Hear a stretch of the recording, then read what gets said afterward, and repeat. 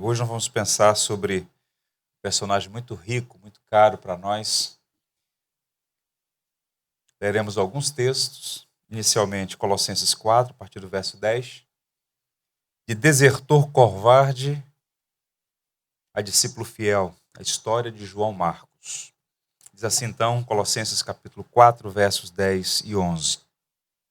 Saúda-vos Aristarco, prisioneiro comigo, e Marcos, primo de Barnabé, sobre quem recebesses instruções. Se ele for ter convosco, acolhei-o. E Jesus, conhecido por justo, os quais são os únicos da circuncisão que cooperam pessoalmente comigo pelo reino de Deus. Eles têm sido o meu lenitivo. No dia 13 de janeiro de 2012, um navio cruzeiro italiano chamado Costa Concórdia colidiu com Recife, na costa da Itália. Abriu-se um buraco no casco daquela embarcação, um buraco de 50 metros. E o navio começou a receber água e tombou a este bordo, à direita. As pessoas lá dentro, era um expressivo número de pessoas, começaram a ficar desesperadas e a entrar em pânico, buscando botes salva-vidas. Resultado, 36 pessoas morreram, o que é um número impressionante. Poderia ser maior, porque estavam presentes 4.229 pessoas naquela embarcação. E a história ganhou mais visibilidade, por conta da atitude do capitão, seu nome, Francesco Schettino. E as investigações preliminares indicaram, e depois o laudo técnico confirmou, que a causa primária do acidente foi o desvio intencional da rota. Ele, de modo irresponsável, levou a embarcação muito próxima à praia. Infelizmente, por covardia do capitão, ele abandonou o barco enquanto havia pessoas a bordo. Isso foi muito ruim. Centenas de pessoas presas, desesperadas, e o capitão estava a salvo num bote com uma certa segurança distante do navio que estava se inclinando e tombando. Ele deu várias desculpas, mas logo depois a imprensa italiana e o mundo todo vazou então os áudios da conversa dele com os oficiais da guarda costeira. E ele foi duramente repreendido pela covardia e intimado a voltar para o navio e cumpriu seu juramento. Eu vou ler para vocês um trecho do capitão da guarda costeira italiana, Gregorio De Falco. E então, você quer ir para casa, Schettino? Está escuro e você quer ir para casa. Entre nessa proa do barco usando a escada piloto e me diga o que pode ser feito. Quantas pessoas há e do que elas necessitam? Faz 1 hora que você está dizendo a mesma coisa. Suba a bordo, esta é uma ordem. Suba a bordo e depois me diga imediatamente quantas pessoas estão lá. Schettino se comportou como um cretino. Apesar da insistência, ele não voltou ao barco, se escondeu no bote salva-vidas, paralisado pelo medo e anestesiado pela covardia. E o capitão da marinha, que tinha a obrigação de cuidar daquelas pessoas, manteve-se distante delas. Resultado, foi condenado à prisão, 16 anos de reclusão. Meus irmãos, covardia e heroísmo são autoexcludentes. Onde uma está, a outra não pode estar presente. São, repito, autoexcludentes, não podem coexistir. E a coragem de enfrentar o problema e cumprir a missão é a característica do homem nobre. A fuga dos momentos críticos revela a covardia e o fracasso de um homem fraco. Hoje nós vamos pensar sobre um personagem que começou a sua jornada com uma atitude similar à do capitão italiano.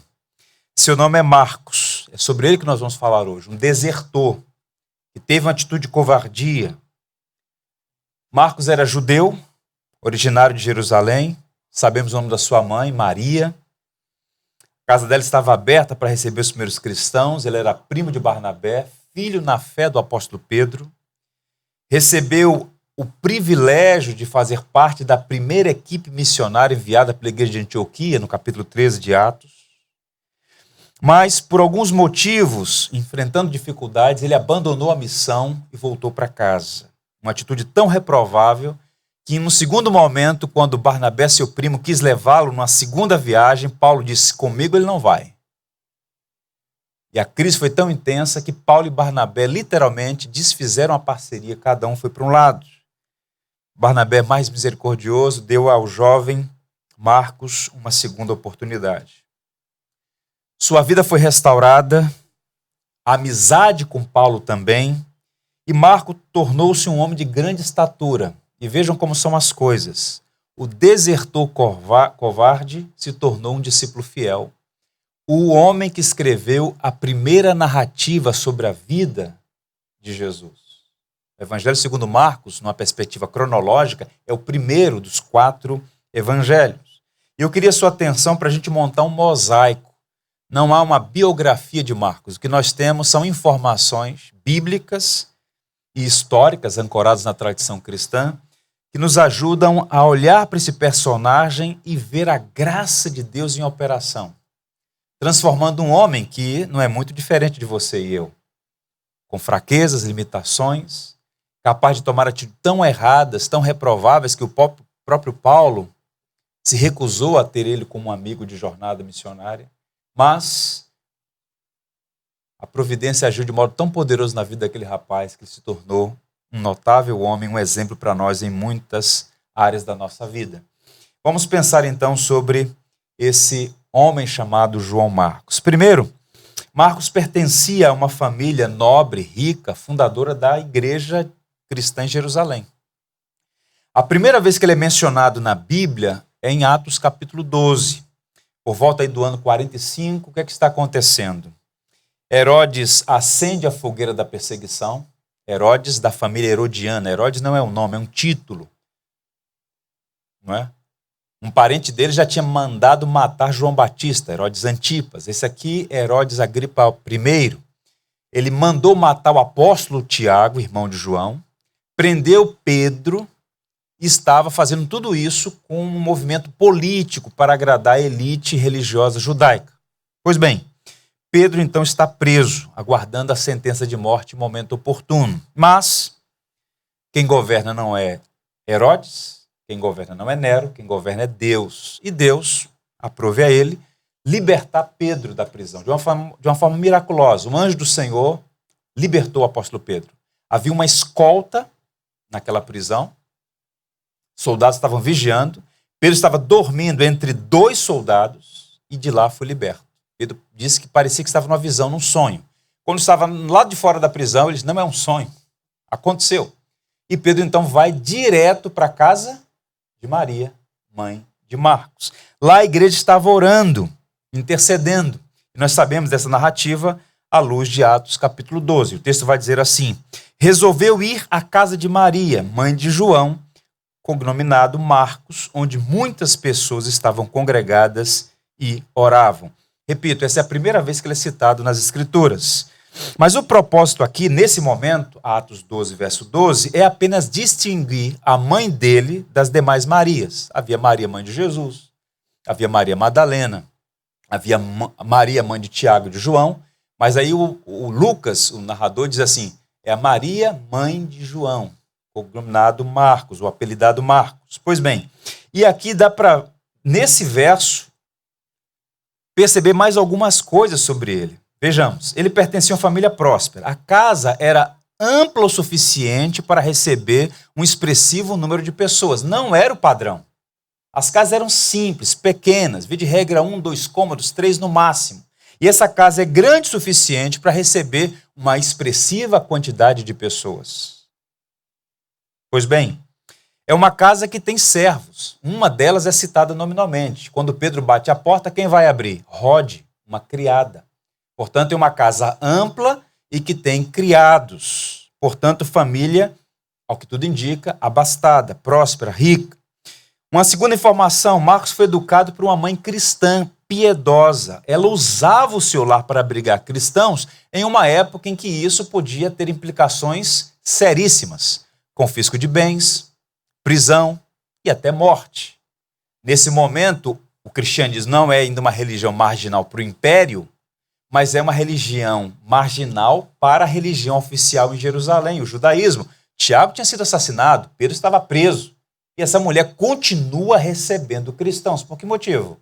Uma mulher devota, uma mulher piedosa. Pois bem, há quem diga que esta casa foi a casa que Jesus usou para celebrar a chamada última ceia. Há muitos indícios disso. Inclusive a casa onde os discípulos aguardavam se reuniram para a ascensão do Senhor em Atos capítulo 1, verso 13. Logo após a ascensão do Senhor, os discípulos permaneceram 120 pessoas em oração. Portanto, era uma casa ampla. Uma terceira informação, João era uma pessoa privilegiada, tinha formação bilíngue. O nome dele, João, é a origem judaica. É um nome comum relativamente comum entre os judeus. Mas ele tinha conexões romanas na Palestina, tanto é que o nome latino dele é Marcos, que é um nome gentil, é um nome grego, é um nome romano. Pois bem, e mais, havia uma profunda ligação dele com o apóstolo Pedro. Por que Pedro vai direto para a casa de João Marcos? Não era apenas porque a igreja se reunia ali, é porque havia uma conexão entre Marcos e Pedro, entre Marcos e a família de Pedro. Era uma amizade importantíssima, como nós veremos mais à frente. Essa é a primeira grande informação. A segunda, Marcos foi testemunha ocular da morte e ressurreição de Jesus. Considerando que ele vivia em Jerusalém e que a sua casa era abrigo para os cristãos, é bem provável que ele tenha sido testemunha ocular tanto da morte quanto da ressurreição de Jesus. Foi um fato público, notório, em plena Páscoa, não é? E a maioria dos estudiosos aponta que Marcos era o jovem que se vestiu de um lençol para ver Jesus naquele momento bem delicado, quando Jesus sai do cenáculo, provavelmente na própria casa de João Marcos, e vai para o Getsemane, onde é ali preso. Marcos, então, deveria possivelmente seguir Jesus até o Getsemane, mas fugiu desnudo quando o guarda do Sinédrio apareceu para prender Jesus. Só aparece aqui em toda a Bíblia. Só Marcos registrou isso. Marcos 14, versos 51 e 52. Seguia um jovem coberto unicamente com um lençol e lançaram-lhe a mão, mas ele, largando o lençol, fugiu desnudo. Esse incidente só aparece no Evangelho segundo Marcos. Embora Mateus e Lucas tivessem acesso ao livro de Marcos, né, eles dependeram em parte do livro de Marcos para escrever suas narrativas, eles optam por não incluir. Apenas Marcos faz isso, ele apresenta esse episódio, e se a última ceia foi realizada na casa de João Marcos, né, em algum momento, eu suponho, como muitos acreditam, que ele se levanta então, ainda sonolento, é informado que Jesus saiu com seus discípulos, é alta madrugada, e ele então se veste com um lençol e segue para o Getsemane. E lá ele é identificado, os guardas tentam prendê-lo, ele sai afoito, com medo, e sai desnudo e deixa o lençol de linho. Bem, não era qualquer pessoa que podia ter um lençol de linho. Nós estamos falando aqui de uma peça importada do Egito, mais uma vez indicando que era uma família nobre. Agora, tente imaginar aqui uma coisa interessante. Marcos registrou isso para destacar a vergonha não apenas do jovem, mas a vergonha dos discípulos, pois todos eles abandonaram o Senhor. Tente imaginar o impacto desses eventos na vida de um jovem, no caso aqui João Marcos. No futuro, quando ele escreveu o seu evangelho, ele colocou toda a ênfase na morte de Jesus. Enquanto outros narram algumas visitas de Jesus a Jerusalém, por exemplo, veja a dinâmica do livro de Marcos, é um livro muito especial. Você tem, por exemplo, em Mateus, algumas visitas de Jesus a Jerusalém. Marcos só tem uma visita, a visita da morte. Como nós vamos ver, o livro de Marcos ele é dividido em dois grandes blocos. No primeiro bloco, Jesus exerce o ministério na Galileia. E depois, quando existe a confissão em Cesareia de Filipe, uma cidade pagã, quando Jesus pergunta quem as pessoas dizem que eu sou, e cada um dá uma resposta, e Jesus olha para os seus discípulos, e vocês? Para vocês, quem eu sou? E aí Pedro, em nome do colégio apostólico, diz, tu és o Cristo, ele disse. Bem disseste, Simão, filho de Jonas. Não foi carne nem sangue que te revelou, mas o meu Pai que está nos céus. E ali, a partir daquele momento, ele segue em linha reta para Jerusalém a fim de morrer. É a narrativa de Marcos. Pois bem, o entendimento teológico de Marcos foi muito processual. A gente, às vezes, tem um entendimento equivocado de que eles tiveram uma iluminação e que da noite para o dia entenderam tudo sobre Jesus e sua obra. Não foi assim. Como boa parte dos primeiros judeus, seguidores de Jesus, Marcos deve ter começado com aquela crença tradicional no Messias libertador político, no conquistador vitorioso, que Deus iria usar soberanamente para tirar Israel da tirania, do domínio dos romanos. No entanto, à medida que Marcos vai conhecendo a pessoa e a obra de Jesus, ele percebe o quê?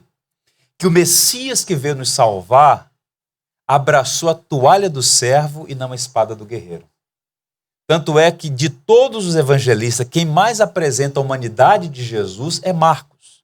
Um Jesus que tem raiva, que chora, que demonstra desagrado. Um Jesus que está presente, que se compadece das dores humanas. É impressionante como Marcos mostra a figura do servo sofredor. Marcos, portanto, é membro de uma família proeminente em Jerusalém e testemunha dos eventos relacionados à morte e à ressurreição de Jesus. Se ele foi aquele jovem que saiu desnudo do Getsemane ou não, o fato é que ele está familiarizado com a pregação apostólica sobre a morte e a ressurreição de Cristo, e ele então reverbera isso nessa primeira narrativa sobre a vida e a pessoa de Jesus. Dito isto, nós veremos aqui algumas verdades para entender um pouco mais sobre esse personagem com o qual temos muito a aprender. Ele é de uma família cristã, está familiarizado com a mensagem cristã, morte e ressurreição de Cristo. Agora, o que se destaca aqui é o tema da nossa reflexão, é que, de fato, ele foi um desertor covarde. Não há outro termo para Marcos aqui. E nos ensina aqui, portanto, um primeiro traço na vida de Marcos. Marcos foi um discípulo que fracassou na primeira missão. Marcos é um autêntico discípulo, não está sob suspeição a autenticidade da sua fé, a sua conversão. Barnabé jamais o levaria consigo, muito menos Paulo, por conveniência, por grau de parentesco. O tempo que eles conviveram em Jerusalém, e muito provavelmente Paulo e Barnabé lá estavam, levando a coleta de Antioquia para Jerusalém, ouvem os testemunhos que são dados a respeito dele, passam um tempo com ele, percebem, este jovem é crente, esse jovem tem potencial, vamos levá-lo conosco. E Marcos segue com os apóstolos até Antioquia e mais à frente são enviados em missão. Então o que é que a gente aprende aqui? Isso é muito interessante. A providência preparou as dificuldades de Marcos, as limitações dele, para ter uma compreensão maior do que a graça. Ainda há pouco nós ouvimos uma canção sobre a graça. A nossa visão da graça é ampliada, nosso conhecimento do amor de Deus ganha maior percepção à medida que a gente enxerga a nossa própria vileza, as nossas próprias fraquezas. E percebam, como nós vamos ver, que no decurso da história de Marcos, à medida que ele vai meditando nos seus descaminhos, nas suas fraquezas, mais ênfase ele vai dando à graça, mais ênfase ele vai dando aos inabraçáveis que foram alcançados por Cristo. Ele é sobrinho de Barnabé, ou algumas versões sugerem primo, há um conflito em se é primo ou sobrinho, mas o fato é que ele é parente de Barnabé. E nós sabemos que Barnabé é chamado José, né? Está lá registrado em Atos capítulo 4, ele é um levita, portanto tem uma tradição. Então perceba aí o grau familiar, uma família importante, uma família próspera, uma família rica, mora muito bem, e Barnabé, primo ou sobrinho, é levita, ou seja, alguém que tem uma tradição judaica muito forte. Barnabé vive em Chipre, a maior ilha do Mediterrâneo, que era uma região muito próspera, por conta da estratégia do mercado, né? O fluxo de navios que dali partia e recebia de gente de todas as partes do mundo. E ele era um homem muito rico, o texto vai dizer que ele vendeu uma posse, uma linguagem para dizer que ele vendeu uma grande propriedade, depositou aos pés dos apóstolos e dedicou toda a sua vida à pregação do evangelho. É um exemplo, e nós vamos falar mais à frente, no futuro, sobre esse personagem Barnabé, com quem nós temos muito a aprender sobre generosidade, misericórdia, bondade, enfim. Então Paulo e Barnabé serviam agora na histórica e expressiva igreja de Antioquia. Tente imaginar o Império Romano, não? Um vasto Império Romano. Antioquia é a terceira maior cidade do Império. E lá havia uma grande igreja. Francis Schaeffer dizia que a mais linda igreja do Novo Testamento, a igreja de Antioquia. Uma igreja que tinha muitas virtudes, e uma delas, uma igreja profundamente comprometida com o evangelho da graça, com a obra missionária. Tanto é que é a igreja que envia, no capítulo 13, os primeiros missionários. E foi nesse tempo que Paulo e Barnabé estavam em Jerusalém, recebendo os donativos dessa igreja generosa de Antioquia, leva João Marcos para Antioquia, e de lá eles saem em missão. E eles então vão para uma cidade, primeiro Salamina, depois Pafos, na cidade de Chipre. Logo depois, movimentados aí pela ação do Santo Espírito, esses homens são separados para essa missão. A viagem começa num porto de Antioquia, atravessa parte do Mediterrâneo, chega em Chipre. Terra natal de Barnabé. Quem conhece um pouquinho daquela geografia, o porto no extremo oriente é Salamina.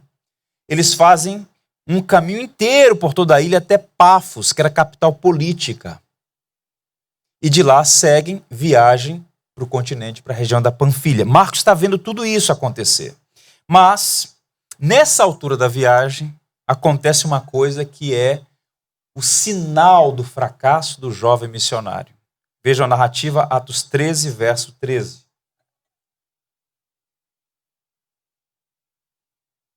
E navegando de Pafos, Paulo e seus companheiros dirigiram-se a Perge da Panfilha.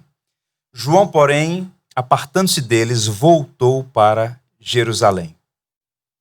Então você tem aqui uma equipe missionária, uma histórica equipe, enviada pela igreja de Antioquia, com o propósito de pregar aos gentios. O que está acontecendo aqui é o desenrolar de um programa redentivo. A salvação não é para os judeus apenas, começa com os judeus, mas não é apenas para os judeus. Paulo é o apóstolo da graça.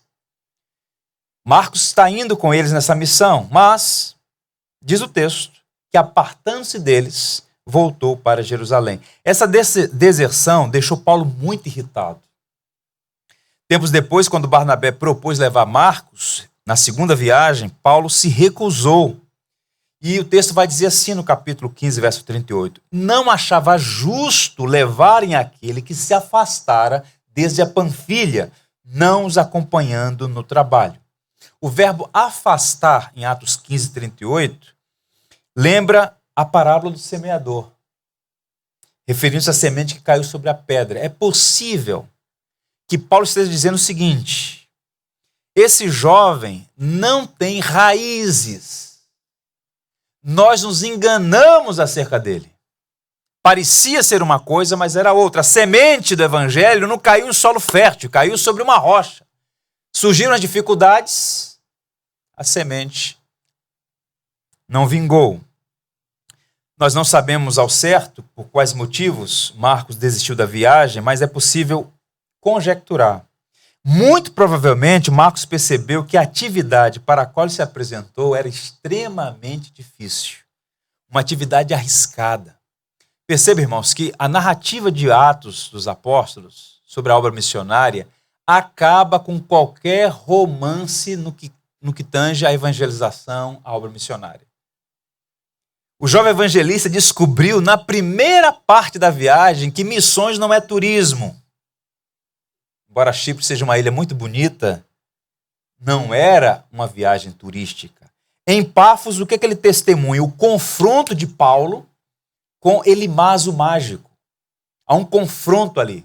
Trevas e luz. Paulo, com muita autoridade, percebe uma ação demoníaca por trás daquele homem e o enfrenta. E Marcos, um jovem, está vendo aquilo. Bem, não é um parque de diversões, o negócio aqui é sério. Até a Pisídia, tudo estava sendo muito difícil. E Paulo, aquele sim, guerreiro, ele deixa a costa, a região costeira, e vai para o interior, ele adentra o continente. E Marcos então percebe que os problemas em Chipre só iriam aumentar à medida que a viagem ia se intensificando. E, de fato, ele teve aí um vislumbre do que estava por vir. A Panfilha, e Marcos era alguém estudado, não era um ignorante, ludibriado para fazer uma viagem. Olha, vamos porque lá vai ter bastante comida boa para a gente, tem uma praia maravilhosa na costa oeste. Não! Ele sabia do que estava esperando, mas a coisa foi pior. A Panfilha, por exemplo, é uma região que fica quase no mesmo nível do mar, famosa pelos casos de febre. Paulo mesmo, quando escreve a sua carta aos Gálatas, diz que ele teve uma febre terrível. Alguns sugerem que foi malária. Vocês estão pensando que malária só dá no Leblon? Bem, Paulo contraiu uma enfermidade terrível ali, uma febre em Pafos. Está registrado em Gálatas. Talvez Marco tivesse o pressentimento de que a viagem que estava apenas começando iria ficar pior ainda, como já disse os irmãos. E nesse sentido ele estava certo.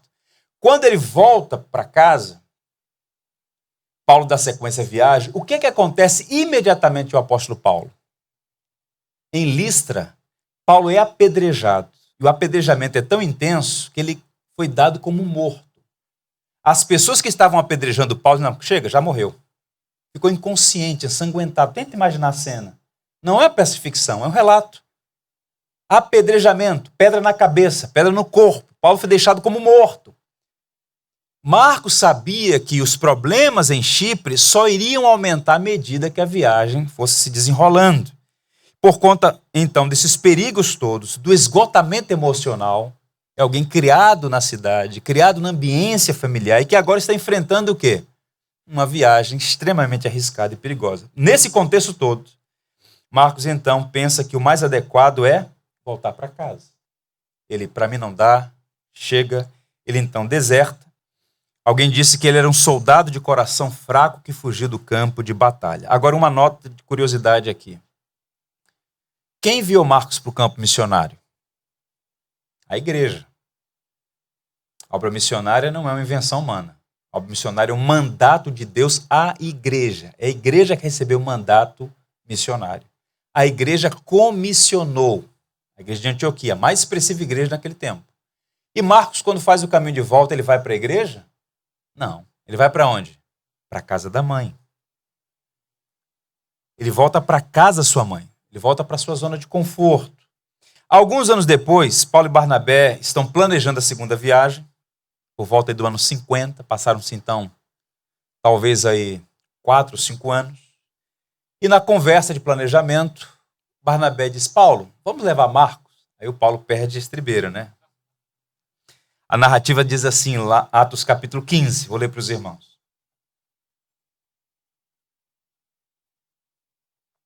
Alguns dias depois, disse Paulo a Barnabé, voltemos agora para visitar os irmãos por todas as cidades nas quais anunciamos a palavra do Senhor, para ver como passam.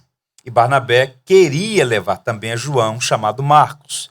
Mas Paulo não achava justo levarem aquele que se afastara desde a Panfilha, não os acompanhando no trabalho. Houve entre eles tal desavença que vieram a separar-se. Então Barnabé, levando consigo a Marcos, navegou para Chipre, mas Paulo, tendo escolhido a Silas, partiu encomendando pelos irmãos a graça do Senhor. Barnabé, talvez até por conta da sua afeição familiar com Marcos, queria dar uma nova oportunidade ao rapaz e levá-lo na sua viagem. Paulo é mais objetivo, mais firme, mais duro e recusa levar o desertor. Eu acho que é imprudente, é inadequado, não é justo essa expressão que ele usa. E a situação ficou tão tensa que Paulo e Barnabé decidem, olha, vamos continuar na mesma missão, nossa missão é pregar o evangelho, agora você vai numa direção e eu vou em outra. Tanto é que Barnabé vai para Chipre, ele atravessa a parte do Mediterrâneo, e Paulo vai por terra para a região da Cilícia e faz o caminho em outra direção. Agora, uma coisa curiosa aqui ainda, né? Algumas lições preliminares que tem muito a nos ensinar. Algumas coisas que nós podemos aprender de imediato. Ouça isso com muito cuidado. Sirva a Deus com os dons que você tem. Marcos não era um pregador, mas fez parte da equipe missionária. No capítulo 3 de Atos, nós encontramos uma lista de pastores mestres. Marcos não está incluso nessa lista. Ele não era um pregador. Ao que tudo indica, estava longe disso. No entanto, no tempo que passaram juntos em Jerusalém e Antioquia, Paulo e Barnabé perceberam dons e talentos em Marcos que seriam úteis ao ministério de proclamação do evangelho, e Marcos tornou-se um auxiliar. Portanto, qual é a lição primária aqui?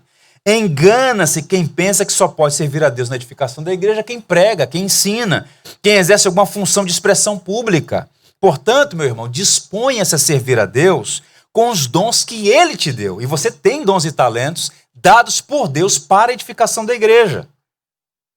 Como diz o apóstolo Pedro, servir uns aos outros, cada um conforme o dom que recebeu, como bons despenseiros da multiforme graça de Deus. Em outras palavras, encontre o seu lugar na seara. Ouça a palavra do mestre. Trabalhe enquanto é dia, porque a noite vem quando ninguém mais poderá trabalhar. Boa parte da nossa inabilidade, da nossa indisposição, da nossa apatia, é porque nós queremos ter dons que não temos. Ah, se eu tivesse tal dom, assim eu serviria. Não.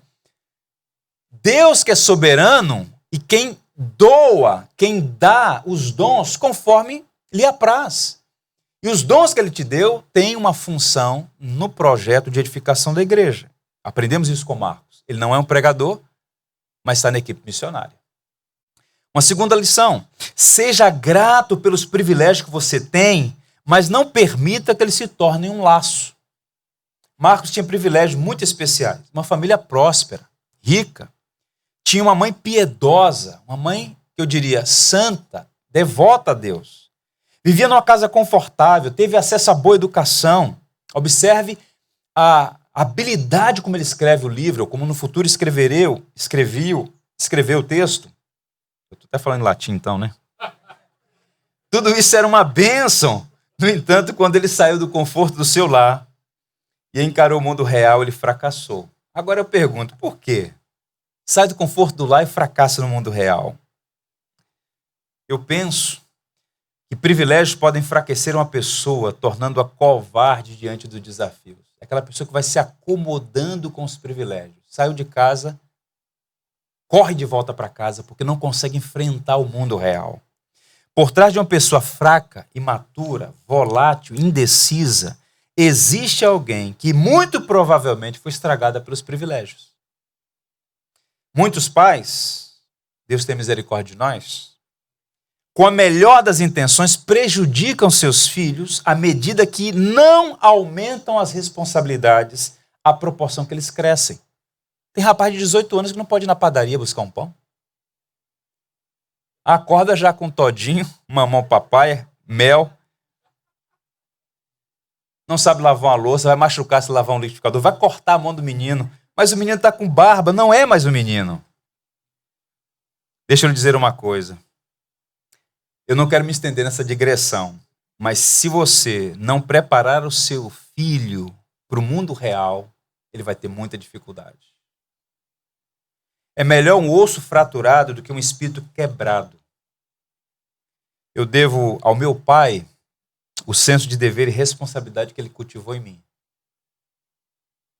Temos que preparar nossos filhos para o mundo real e nós vivemos num mundo pós-queda. Fora do jardim, há perigos, há ciladas. E nós precisamos preparar para isso. Talvez Marcos não tivesse sido preparado. Uma terceira lição ainda. A graça de Deus pode triunfar sobre nossas fraquezas. Essa é uma boa notícia. Deve ter sido muito difícil a viagem de volta para casa. E eu disse aos irmãos, vou dizer agora e direi mais algumas vezes, sempre que for oportuno. Eu gosto de ler a Bíblia imaginando o cenário, imaginando o que aconteceu. Narrativas bíblicas. Marcos fez o caminho de volta. E nesse retorno para sua casa, enquanto viajava para Jerusalém, muitos quilômetros, deu tempo para ele pensar muito na vida, eu imagino que o sentimento de vergonha, a desonra, deve ter esmagado o coração dele. Porém, um erro, por mais grave que seja, não determina o fim dos que buscam pela misericórdia de Deus. Você pode ter falhado. E muito provavelmente você já falhou na vida. Quem sabe falhou na primeira missão. Mas isso não quer dizer que é o fim.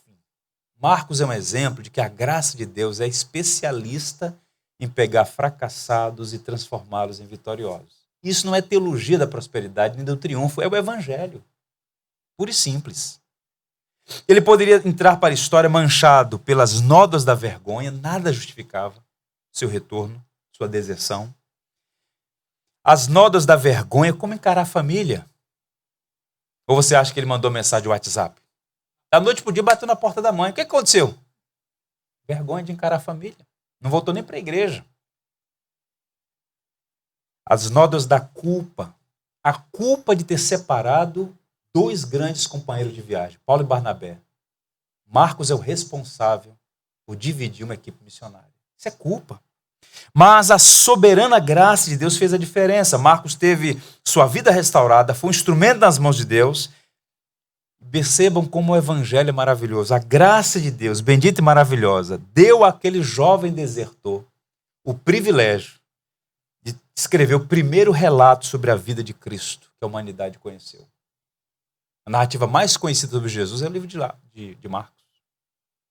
Portanto, a história de Marcos não termina como um desertor covarde, mas como um discípulo fiel que viveu e morreu pela causa do evangelho. Aqui, então, a gente entra em Colossenses capítulo 4. Isso foi o preâmbulo, tá? E aqui duas coisas ainda. Marcos e Paulo se reconciliaram e trabalharam juntos. Que maravilha. Que coisa linda é o evangelho. O fracasso não foi o fim da história de Marcos. Nós não sabemos quanto tempo ele ficou em Jerusalém depois do seu retorno, mas depois do concílio que houve no capítulo 15 de Atos, Marcos está de volta em Antioquia. Deve ter sido difícil para ele voltar àquela igreja, mas ele voltou. Ele foi reabilitado. Está na igreja de Antioquia. Acontece lá o concílio. Tempos depois, existe essa segunda viagem missionária. Paulo não quer que ele siga a viagem.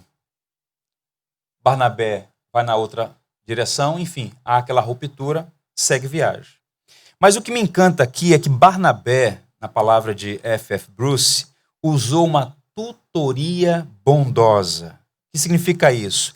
É impressionante como Barnabé, a gente precisa estudar muito sobre a vida desse homem, Barnabé, como ele foi realmente não apenas sábio, mas amoroso, misericordioso. E não era apenas porque era o seu parente, é porque era um irmão na fé. E como Barnabé lidou com Marcos é muito instrutivo para nós, no nosso trato com quem falha, porque a gente é muito duro com quem erra. Nós somos bons promotores quando o pecado é do outro. Quando é o nosso, somos defensores, temos justificativas e evasivas. Barnabé não. Barnabé foi muito misericordioso. E o que me chama a atenção aqui é o seguinte. Atos 15, 39, Marcos seguiu viagem com Barnabé para Chipre. E o que é interessante, Barnabé começa por onde, gente? Ele vai com Marcos para Chipre. Talvez a intenção de Barnabé seja fazer da cena do fracasso o recomeço. É assim que Deus faz. Foi assim que Deus fez com Cristo, com Pedro. O texto que nós lemos ainda há pouco de João 21. Pedro não negou Jesus por 3 vezes? O Senhor perguntou a Pedro por 3 vezes, você me ama? Senhor, tu sabes que eu te amo. Então apacenta minhas ovelhas. Pedro, você me ama? Senhor, tu sabes que eu te amo. Então cuida dos meus cordeirinhos. Pedro, tu me amas mesmo? E ele ficou triste. Senhor, tu sabes que eu te amo. Tu sabes todas as coisas. Apacenta o meu rebanho. A maneira como Jesus restaurou a Pedro. Então, Barnabé está indo na mesma direção, usando cenários e situações para restaurar a vida de Marcos. Sabemos sobre o início dessa viagem. E mais nada. Marcos desaparece da história. A última vez que ele é citado, Atos 15. Depois some. E a gente lê a Bíblia assim, talvez de uma maneira não criteriosa, mas é preciso entender o seguinte. De Atos 15 até Colossenses capítulo 4, passaram-se de 10 a 12 anos.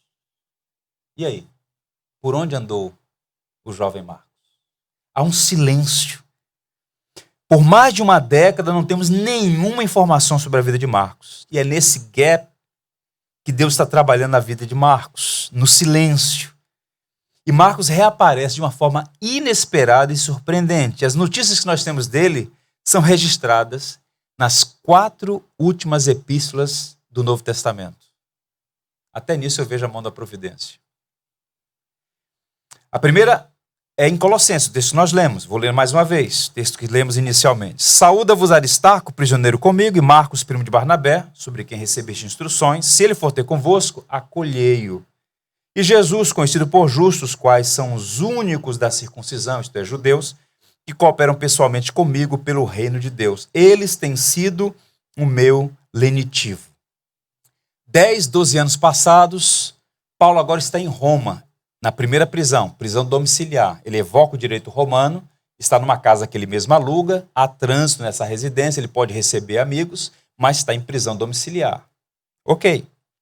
E ao final da carta, uma carta da prisão, ele escreve aos Colossenses e depois uma carta pessoal a Filemon, nesses dois primeiros momentos, Marcos é citado. E o que é impressionante, Marcos não apenas está de volta à narrativa, mas é citado com louvor. Para nossa surpresa, Paulo faz aqui um preciosíssimo elogio. Marcos está com Paulo em Roma e diz, olha, quando Marcos chegar aí, recebe-o como irmão. Acolhe esse irmão. Para mim, esse rapaz é um lenitivo. Uma expressão que eu gosto muito. O que é o lenitivo? Que suaviza as aflições. Um amigo, um companheiro, alguém que de fato é agradável estar com. O Paulo que diz, olha, comigo ele não vai. Passados 10 anos, elogia, diz, recebe esse irmão, pessoal. Ele é uma bênção na minha vida. O que aconteceu? Por que Paulo mudou a atitude? O covarde indigno de confiança agora está sendo elogiado como um homem que deveria ser recebido com alegria pelos cristãos colossenses. O jovem maturo, que tinha sido um peso na primeira viagem, motivo de desavença, motivo de divisão, está sendo reconhecido como lenitivo, que trouxe conforto e alegrias ao apóstolo Paulo. Marcos agora era um aliviador de tensões e não um criador de conflitos. Perceba a mudança. Em sua carta a Filemon, no verso 24, Paulo chama Marcos de cooperador. A palavra é sinergon. Sabe o que significa isso? Trabalha com, um cooperador. Em outras palavras, não havia uma estrutura piramidal. Paulo não era o chefe de Marcos. Recebam este irmão porque ele trabalha comigo, ao meu lado. Paulo se coloca ao lado de Marcos. Que honra para Marcos, um cooperador do apóstolo Paulo. O desertor agora faz parte da equipe ministerial. O nome disso é graça. Graça restaurando, graça mudando a vida de um homem. Passaram-se 12 anos. 6 anos depois, nós estamos falando de uma história que tem uns 20 anos. Eu tenho a missão de falar em 50 minutos, mas vamos lá. Passados 6 anos, na primeira prisão, Paulo está em Roma, prisão domiciliar, desfrutando do direito romano. Paulo é liberto da prisão, diz a Escritura que a intenção dele é ir à Espanha, há muitos indícios de que ele foi à Espanha, mas em algum momento ele foi mais uma vez preso e sentenciado à morte.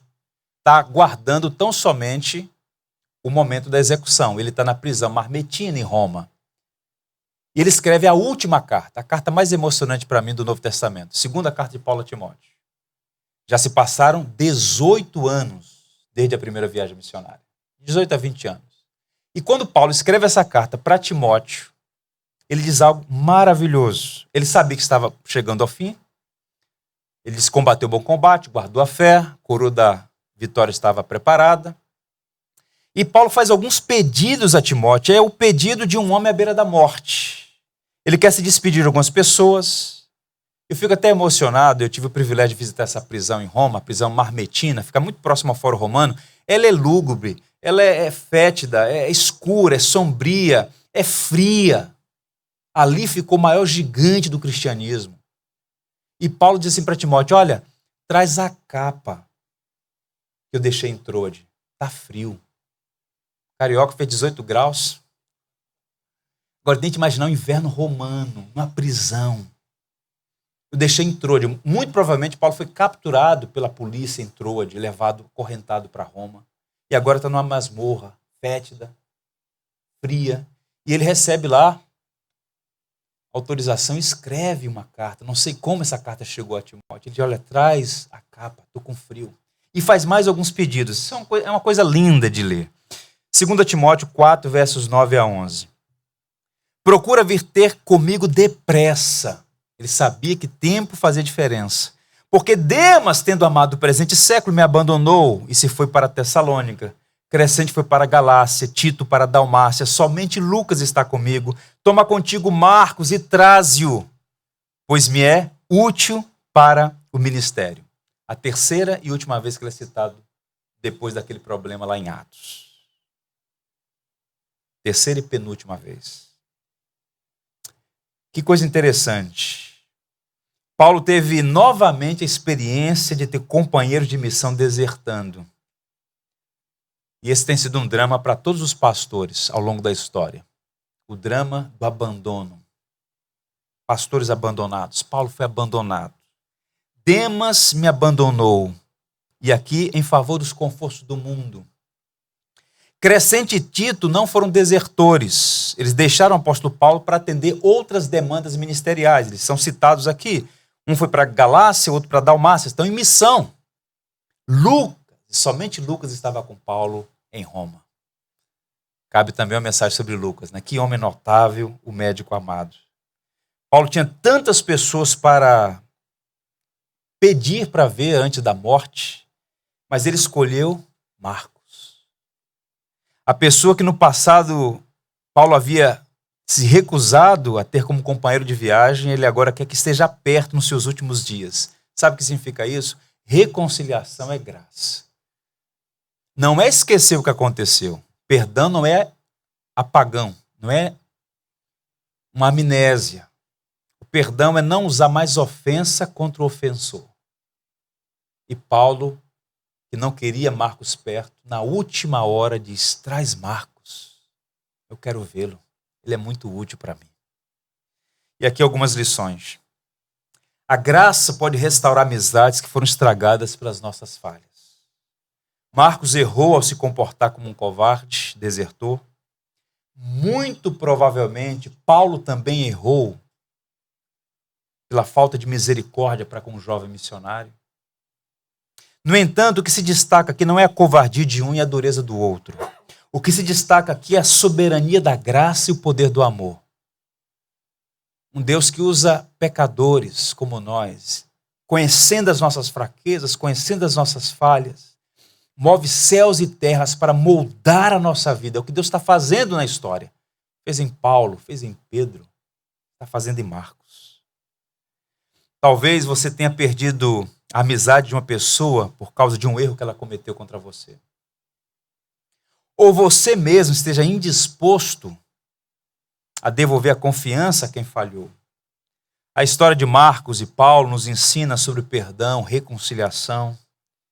O exercício da misericórdia é difícil quando o foco é a ofensa sofrida. Mas quando olhamos para Cristo, aquele que nos amou apesar de não ser amado, somos levados a imitá-lo. E quando a misericórdia triunfa sobre o juízo, o sacrifício é recompensado pela alegria da reconciliação. Traz Marcos. Ele é útil para mim. Coisa linda ver a graça operando em Paulo, operando em Marcos. Uma outra lição. Seja paciente e leal com seus amigos. A paciência lida com as fraquezas. A lealdade fortalece a amizade. Nós precisamos de pessoas. Sim, nós precisamos de pessoas. Há quem pense que nós só precisamos de Deus. Eu diria, precisamos de Deus, mas também precisamos de pessoas. A amizade é um dom de Deus. Que coisa triste é um indivíduo sem amigos. Você não precisa ter 1 milhão de amigos, mas você precisa de amigos. E nós muitas vezes estragamos a amizade pela impaciência, pela imaturidade, pelo espírito belicoso, cáustico. É aquela mentalidade juvenil, ginasiana, gente que tem idade, mas não tem maturidade. Parece adolescente no Facebook. Vou excluir. Por quê? Não deu parabéns no meu aniversário. Fiz um textão para ele, não falou nada naquela foto. Gente, isso é terrível, é ginasiano. E o que é triste, amizades sendo desfeitas por causa desse submundo virtual. Impacientes. Mas vai passar. A deslealdade, meus irmãos, é uma vileza. Bons amigos não concordam com tudo, mas são honestos e protegem a honra e o nome do outro. Então perceba aí, seja honesto, seja leal. Você não precisa concordar com tudo. Nós temos um problema do espírito latino, né? Das emoções calientes, né? Então a gente se discordou de mim, agora é meu inimigo. Mas perceba, a frase de Santo Agostinho, unidade no que é central, divergência no que é secundário, e em todas elas o amor. Tem que ter esse espírito e cuidado para não ser desleal. Nós estamos assistindo no mundo o assassinato de reputações. O nome da pessoa, Deus é vingador dessas coisas. Muito cuidado com isso. Jesus falou que nós vamos dar conta das nossas palavras frívolas. Então, assim, em público, elogio. Quer fazer uma crítica? Olho no olho. Chama o irmão, seja honesto. Isso preserva as amizades. O Charles Swindoll, num texto muito bonito, ele diz assim: amigos são como árvores frondosas que oferecem sombra em tempos difíceis, porém só os tem quem planta. E às vezes eu vejo pessoas chegando no final da vida sozinhas. E por vezes são pessoas que não souberam preservar amizades. Criaram um tumulto onde não havia motivo, foram desleais quando deveriam ser íntegras na relação. Marcos é transformado pela graça e sua amizade é restaurada. Foi transformado de covarde, desertor, para um cooperador do ministério e escritor do evangelho. É interessante ver isso. Agora a pergunta, caminhando para o final. O que Deus fez? Quais foram os recursos que Deus usou para fazer essa transformação na vida de Marcos? E aí o quinto e último ponto. Marcos foi discipulado por Pedro, um amigo que se tornou pai na fé. Hoje pela manhã, quando os primeiros raios do sol iluminavam um novo dia, eu fiquei pensando no talento artístico do Criador. Olhei pela janela, Morro do Corcovado, coberto pela Mata Atlântica, sob o sol, o som dos pássaros. Que dia bonito, não é? Apesar do dia de ontem tão frio, tão encoberto, o dia amanheceu lindo. Eu comecei a agradecer a Deus porque Ele é um artista, habilidoso, criativo, um artesão que esbanja talento e beleza. E o grande artista artesão também modela a vida de homens e mulheres. Ele não apenas deu forma às montanhas, ele dá forma à nossa vida, ele modela a nossa história. É impressionante como Deus faz, como ele se movimenta para trabalhar em nossa vida. E Marcos foi abençoado pela bondade de Barnabé, pela disciplina de Paulo e pela influência de Pedro. Deus não usa apenas um instrumento. O artesão não usa apenas um instrumento. Há instrumentos em cada fase.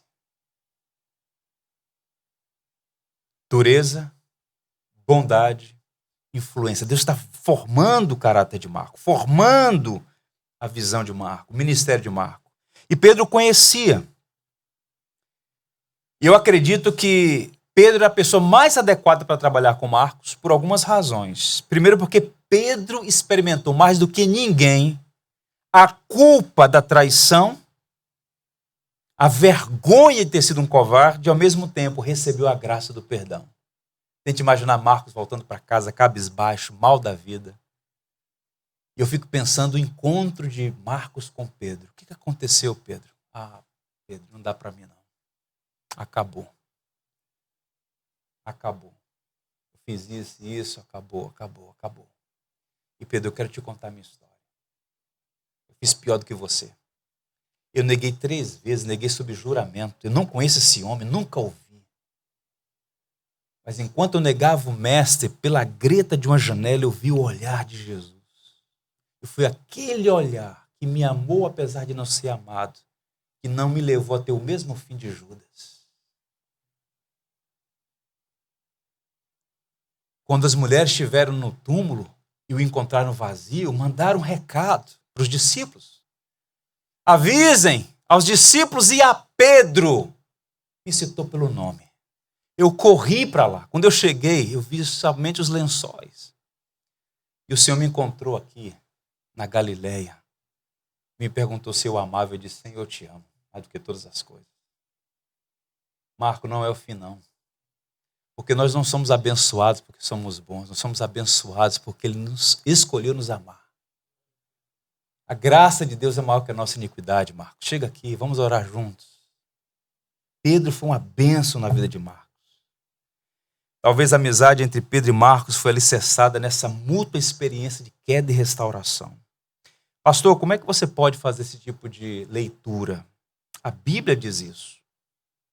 1 Pedro 5,13, a última vez que Marcos é citado na Bíblia. O que é que está escrito aí? Aquela que se encontra em Babilônia, também eleita, vos saúda, como igualmente meu filho Marcos. Marcos não era filho biológico de Pedro, no entanto, era o seu filho na fé. Marcos conheceu a Cristo enquanto ouvia na sua mãe a pregação de Pedro. Pedro pregando o evangelho, o jovem ouvindo a mensagem do evangelho. E depois daquele comportamento equivocado e sua vergonha por conta da deserção, volta para Jerusalém, encontra-se com Pedro, Pedro cuida dele como um pai. Essa não é uma hipótese, é uma evidência histórica fortíssima. E agora Marcos está onde? Em Roma com Pedro. E aqui a sequência dos eventos são, primeiro, o encontro com Paulo, enviando a carta aos Colossenses. Paulo é solto e viaja. Pedro chega. Marcos tem um tempo com Pedro lá, de acordo com a tradição. Pedro é morto sob a perseguição herodiana. Paulo volta. Marcos já está em outra região. E Paulo então escreve a última carta pedindo que ele volte para Roma. Há uma sequência. Quem é que está acompanhando esse rapaz? Que privilégio a graça lhe deu? Ele está sendo mentoreado pelos dois grandes apóstolos da igreja, Paulo e Pedro. Pedro, o instrumento para a conversão. Paulo, o instrumento para a modelagem do caráter de Marcos. É uma coisa impressionante. Pedro esteve em Roma e por lá viveu pelo menos um ano, entre a primeira e a segunda prisão de Paulo. Ele foi morto, provavelmente no ano 64 ou 65. E é nesse tempo que Marcos, restaurado pelo poder da graça, pela influência da preciosa amizade com Pedro, escreve a primeira das 4 narrativas sobre a vida de Jesus. Pedro escreve em Roma. Essa expressão aí, que ele está em Babilônia. Babilônia é um nome enigmático que os cristãos conheciam para a cidade de Roma. Então eles estão dando saudação às igrejas espalhadas em várias partes do império a partir de Roma. Pedro estava com Marcos em Roma. E é nessa ocasião que Marcos escreve o primeiro evangelho. É interessante porque na história da igreja nós temos Papias, Clemente de Alexandria, Jerônimo, Santo Agostinho, Justino Mártir, uma pleia de notáveis pais da igreja, dizendo, olha, o escritor do evangelho de Marcos é Marcos, João Marcos, que na verdade fez o trabalho de um escrivão. Escreveu as memórias de Pedro. Eu queria ler para vocês um documento do 2º século, escrito pelo bispo de Alexandria, Clemente. Quando Pedro pregou publicamente a palavra em Roma e pelo Espírito proclamou o evangelho para aqueles presentes, que eram muitos, exortou Marcos como um dos seguidores por um longo período e aquele que se lembrava do que fora falado a fazer um registro do que fora dito. E aquele o fez e isso distribuiu o evangelho entre aqueles que lhe pediam uma cópia. Em outras palavras, o evangelho de Marcos são as memórias de Pedro. Pedro é o escritor, Marcos é o escritor, mas ele está recebendo as informações de Pedro. Isso é impressionante. Razão pela qual nós temos vários elementos ali que só são encontrados no Evangelho segundo Marcos. E que era preciso uma testemunha ocular dos fatos. Razão pela qual Mateus e Lucas, de acordo com os grandes estudiosos do Novo Testamento, eles dependem em parte da narrativa de Marcos para escrever seus 2 livros. Algumas características para a gente poder finalizar. Marcos ele está escrevendo para uma audiência gentia, latina. Ele usa expressões aramaicas e hebraicas e as traduz. Por exemplo, quando Jesus levanta aquela menina, Talita, cumi, Eli, Eli, lama sabachthani. Eles usam as expressões que são aramaicas. Imediatamente ele faz o quê? Traduz. Porque o público para o qual ele está escrevendo não conhecia aramaico. Ele está fazendo, o Marcos está fazendo o que aqui? Um trabalho de tornar clara a mensagem para um público que não conhecia o mundo judeu, o mundo hebraico. Razão pela qual ele se dirige a gregos, cuja língua nativa é o latim, e ele faz esse trabalho. É tão interessante isso, que na dinâmica do livro, no estilo tão vívido, 41 vezes, e o segundo lugar é o Evangelho de Mateus com 9, 41 vezes ele usa a palavra prontamente, imediatamente, sem demora. São as traduções do texto grego, da palavra. Para indicar o seguinte: Marcos está escrevendo com uma intenção, com uma velocidade, com uma cadência, com uma dinâmica impressionante, porque ele quer comunicar à igreja em Roma quem é Jesus. E com isso fortalecê-los naquela fornalha da perseguição. São 16 capítulos, com uma estrutura assim, 2 grandes blocos, do 1 ao 8, parte final do 8 ao 16, com uma dobradiça, literalmente no meio. Isso é um artesão.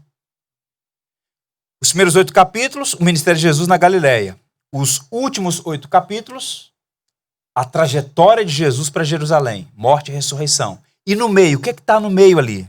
A confissão do capítulo 8, verso 29. Vou ler para vocês. Então lhes perguntou: mas vós, quem dizeis que eu sou? Respondeu. Pedro lhe disse: tu és o Cristo. Aqui, depois que há essa confissão, Jesus então vai em linha reta para Jerusalém. E Marcos está escrevendo tudo isso como alguém que está narrando os fatos, mas com uma intenção teológica pastoral, porque ele está escrevendo para uma igreja perseguida. E todo o trabalho aponta para essa pergunta de Jesus e resulta dessa afirmação: Jesus é o Cristo, o Messias que morreu para salvar. Marcos é um livro evangelístico, meus irmãos. Qual é a ironia aqui? Ouçam isso. O homem que por covardia abandonou uma viagem missionária seria o instrumento para escrever o livro mais lido da história sobre Jesus. O rapaz que não era um pregador ganhou milhões de pessoas para Cristo. A vida de João Marcos, portanto, serve de grande encorajamento a nós todos. Aprendemos que as pessoas podem superar seus fracassos. Somos encorajados a crer que todos os que falharam na primeira tentativa de servir a Deus podem ter uma nova chance. A graça de Deus reabilita começos, recomeços. E Marcos, de acordo com a tradição cristã, se torna o primeiro bispo de Alexandria, no Egito, planta várias igrejas e morre ali pregando o evangelho. É impressionante ou não é? É impressionante. E o Deus que operou em Marcos, operou em Paulo, operou em Pedro, continua operando em nossas vidas. Portanto, eu quero te encorajar. Se você fracassou na jornada, busque a misericórdia de Deus. Deus é especialista em pegar fracassados, dar a eles uma nova chance e usá-los poderosamente para que a glória seja dele. Não é do vaso, é o tesouro nos vasos de barro. Vamos ficar em pé e antes de orar eu quero ler com vocês Marcos 1, verso 1. Veja como é que Marcos começa. Eu termino essa mensagem como Marcos começa o seu livro. Princípio do Evangelho de Jesus Cristo, Filho de Deus. Foi o Evangelho que fez a diferença na vida dele e continua fazendo ainda hoje. Senhor, nós te louvamos e te damos graças por sua maravilhosa graça em operação ao longo de todos esses anos. Quando abrimos a sua palavra, nós ficamos impressionados com a quantidade de homens e mulheres que, tal como nós, erraram, fracassaram, cometeram erros gravíssimos. Mas não obstante a isso, Senhor, não foram desclassificados, Muito pelo contrário, foram perseguidos por um amor obstinado que tratou, lidou com eles e os restaurou. Marcos é um deles. Obrigado porque o Senhor não desistiu daquele rapaz, mas fez dele um instrumento que edificou um imensurável número de pessoas naquela geração e nas gerações consequentes. Ó Deus, eu quero te agradecer de coração por esse tempo tão precioso aqui, lendo e estudando sobre a vida de Marcos. Nos ajude, Senhor. Nos ajude a abraçar o Evangelho como nossa única esperança. Nós queremos te agradecer pela vida de Barnabé, de Paulo, de Pedro, instrumentos para modelar a vida de Marcos. Ó Senhor, usa os meios que o Senhor mesmo achar necessário para moldar a nossa vida. Usa os Paulos, os Pedros e os Barnabés da vida para nos repreender, nos encorajar, nos incentivar. Abençoa esta igreja, que ela possa continuar sendo um arauto da graça, a graça que transformou Marcos em um escritor do Evangelho. Para a tua glória e para a nossa alegria, por Jesus. Amém. Por tudo que tens feito, por tudo que vais fazer, por tuas promessas e tudo que és, eu quero te agradecer com todo o meu ser. Te agradeço, meu Senhor. Te agradeço, meu Senhor. Te agradeço por me libertar e salvar, por ter morrido em meu lugar. Te agradeço, Jesus, te agradeço. Eu te agradeço, te agradeço por tudo que tens feito, por tudo que vais fazer, por tuas promessas e tudo que és. Eu quero te agradecer com todo o meu ser. E aí? Te agradeço,